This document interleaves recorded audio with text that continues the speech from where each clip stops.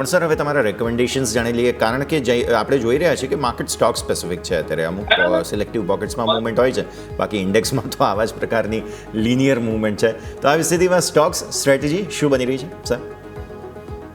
સૌથી પહેલો જે સ્ટોક જે રહેશે એ હેવીવેટ આઈસીઆઈસીઆઈ બેંક રહેશે. આજના દિવસે પણ જ્યારે માર્કેટ થોડું સાઇડવેઝ ડોલરમમાં હતું એ દરમિયાન પણ આઈસીઆઈસીઆઈ બેંકે થોડા આઉટ પરફોર્મન્સ સાથે ક્લોઝ આપ્યું હતું.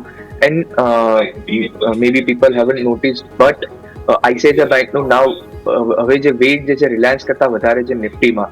તો અગર જો માર્કેટને કરંટ લેવલથી ઉપર જવું હશે then ICICI bank has to participate અને આઈસીઆઈસીઆઈ બેંકનું એક મેજર કન્ટ્રીબ્યુશન બનતું તમને જોવા મળી શકે છે.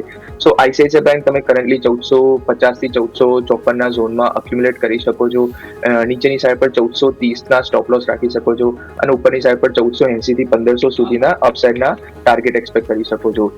બીજો જે સ્ટોક જે રહેશે મિડ કેપ સેગમેન્ટમાંથી રહેશે. અમારા કવરેજ યુનિવર્સનો પણ સ્ટોક છે. આજના દિવસે બ્રેકઆઉટ આવતું જે જોવા મળ્યું છે એ જે સનસેરા એન્જિનિયરિંગ ઓટો એન્સિલરીનો સ્ટોક છે. 1270 થી 1275 નું જેનું રેઝિસ્ટન્સ ઝોન હતું એને બ્રેકઆઉટ કરીને આજે એક સ્ટ્રોંગ 100% ગેઇન સાથે એને ક્લોઝ આપ્યું છે.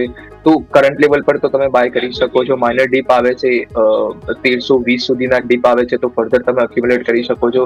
નીચેની સાઈડ પર 1270 જેનું બ્રેકઆઉટ પોઈન્ટ છે એને તમે સ્ટોપ લોસ તરીકે રાખી શકો છો અને ઉપરની સાઈડ પર 1450 થી 1500 રૂપિયા સુધીના અપસાઇડના ટાર્ગેટ થોડા પોઝિશનલ ટાર્ગેટ રહેશે. મિડ કેપ સેગમેન્ટનો સ્ટોક છે. થોડા પોઝિશનલ ટાર્ગેટ 1500 સુધીના અપસાઇડના ટાર્ગેટ એક્સપેક્ટ કરી શકો છો. ઓકે, તો અહીંયાથી આપણે ખાસ કરીને આઈસીઆઈસીઆઈ બેંક કે જ્યાં તમારું ખાસ કરીને ફોકસ હોવું જોઈએ 1430ના સપોર્ટ સાથે અહીંયાથી આપણને 1480-1500ના લેવલ જોવા મળી શકે છે.